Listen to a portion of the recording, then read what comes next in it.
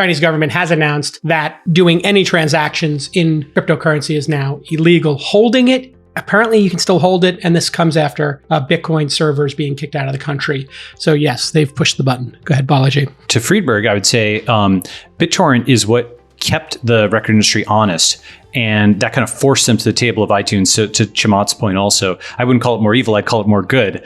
And BitTorrent also lurks out there as kind of this, peer-to-peer enforcer that it's a check, exactly. And it's not gone. And in fact, it's a basis for new technologies. And I think this is another flare-up. The other thing is that with crypto, the upside, even though the state wants to crack down on it harder, the upside is also greater and the global internet is bigger. And so I think the rest of world, meaning all the world besides the US and China, is a huge player in what is to come. That's India, but it's also Brazil. It's every other country that's not the US or China. And so that's a new player on the stage. And then third, yes, China banned crypto. Can the US do it? Well, what's interesting is people talk about China copying the US. Nowadays, actually, in many ways, especially on a policy front, the US is copying China without admitting it, but it does so poorly.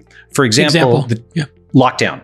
Okay. The Chinese lockdown, was something where it wasn't just sit in your rooms. It was something with drones with thermometers and central quarantine where people were taken from their families and centrally quarantined, and 1,000 ultra intrusive measures that the population by and large complied with. The thing is that for the US to follow that, it's a little bit like, as a mental image, imagine a lithe Chinese gymnast going and doing this whole gymnastics routine, and then a big, lumpy American following and not being able to do those same moves, right? The Chinese government, is, as I said, lawful evil, but they are set up to just snap this, snap that, do this, do that. The U.S. government is absolutely not, and the U.S. people are not. Whatever you do, also 50% our system is a democracy, is it not? So you cannot just do that. Even if the government wanted to weld people into their homes, we have a democratic state here where we have to discuss these things, and there's a legal framework to it. So yes, it's not but even possible. in the 1950s, the 1940s, 1930s, the U.S. was still a democracy, but it basically managed to exert a very strong top-down control on things. Today, we have something for a variety, under FDR or in the 50s, a very conformist society, which was able to kind of drive things through. Even though it's a democracy, it was something where mass media was so centralized that a relatively small group of people could get consensus among themselves. And then what they print in the headlines, who's going to go and figure out the facts on their own? This gets into the media topic later. So it's de facto centralized at the media level, the information production and dissemination level. And then you kind of manufactured consent from there. Today, you're combining that democratic aspect, the legal aspect, with a new information dissemination thing, which has destabilized, I think, a lot of things. I think we've really gotten China right here. I think that if you look at what's happening, I think we've basically forecasted this orchestration of essentially the REEV vertical integration of China. We have China Inc., where the CEO is Xi Jinping. It's almost like they've changed the game, where what they are playing essentially is like Settlers of Catan or something, where the goal is just to hoard resources. And I think that they have enough critical resources for the world. And the clever part of what they did was the last 20 or 30 years, they leveraged the world to essentially finance their ability to then have a stranglehold on these critical resources, whether it's chips or whether it's rare earths or other materials. They leveled up. And I think that was the genius. Yeah, well, they leveled up. They leveled up on our capital. Yes. And now that all that infrastructure is there, and now that we are addicted to the drug, they can then change the rules of the game. They leveled up with our operating system. It was a brilliant move, but they allowed entrepreneurs to believe that they could be entrepreneurs. They allowed an entire society to basically level up economically. Why did nobody see this coming, Chamath? Nobody saw this coming. People were starting venture firms. Look what they were doing. People were taking companies public. They did Belt and Road while we did nation building in Iraq and Afghanistan. Right? What is Belt and Road? Belt and Road is their creating ports and superhighways to extract the resources that Chamath is talking about and bringing them into the Chinese system. And what did we spend our trillions on nation building in Afghanistan? Yeah, but why didn't we see this coming? Everybody was looking at China, starting venture firms there, embracing it, taking companies public. Wall Street, politicians, nobody saw this coming. We saw it. The rising tiger story has been around since the late 90s, right? I'm talking about why didn't we see them cutting the heads off their I'll give you the answer. Entrepreneurship. Because it was not about white people. China was in Sri Lanka. China was in Africa.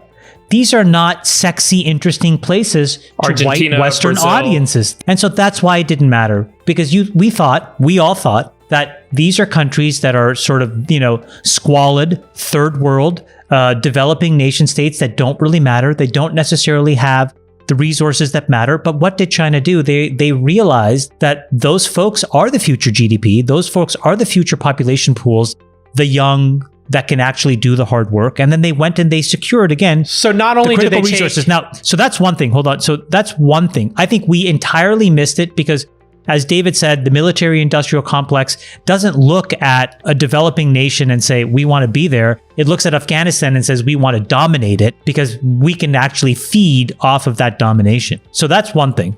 The second thing is that I think that we misunderstood Xi Jinping's ambition. And I think that that's a reasonable mistake to have made. The first one is an error of just complete stupidity. The second one is something that I think it was legitimate to have missed. And to your point, Chamath, they not only stole the entrepreneurial playbook, but the colonizing other places and giving them debt and giving them resources and building ports in other countries. We all thought it was dumb. Let's all be honest. 10 years ago. No, we did it. And the UK did previously. I would argue in a lot of cases we benefited. So China set up and bought like the largest pork production company in Australia. And what do you feed those pigs? You feed them soybeans. And where do those soybeans come from? Largest soybean exporting market is the United States. We had a tremendous customer in China as they expanded their consumption pattern through all of this investing they were doing worldwide. We were exporting John Deere farm equipment and Caterpillar construction equipment and soybean products, and there was and our knowledge industry, and there was a tremendous service model, and globalization really created, call it a catch-22 for the United States, where we were watching the rising tiger. It fueled in part by this kind of distributed entrepreneurism. But as that distributed entrepreneurism creates, obviously the social. Do you think there was an equal amount of dollars that went into Western developed nations from China as it went into third world countries? No, but it's hard most to Western nations couldn't give a shit about. Yeah, but that money is too hard to turn down. There's a mistake in our thinking with respect to the rest of the world that we make over and over again. And it was all kind of predicted by a historian named Samuel Huntington at Harvard in the 1990s. He wrote a book called Clash of Civilizations. This book was written at the same time that another famous book came out called The End of History and the Last Man. And what the common belief was in the 1990s in the US was that we had reached an end of history where every country would become democratic and capitalist. Right? That was the end of history, is democratic capitalism. And we believed that the more we went all over the world spreading our ideals, it would hasten this day where they'd all become democratic capitalists. What Huntington said is no. Cultures and civilizations, these go back thousands of years. These are stubborn things. And what these other cultures really want is not westernization, but modernization. And what they're going to do is they're going to modernize. They're going to learn from us as much as they can about technology. They're going to assimilate and adapt and take all of our technology, but they are not going to become like us. They're not going to westernize. And that is basically what's happened over the last 25 years. And so the Chinese have caught up to us, and suddenly we realize, whoa, wait a second. They have not westernized. They are still their own unique civilization. Correct. They have basically the equivalent of a modern day emperor, and they have no interest in westernizing. And we're like, what have we done? Because now we've allowed them to catch up from a technological standpoint.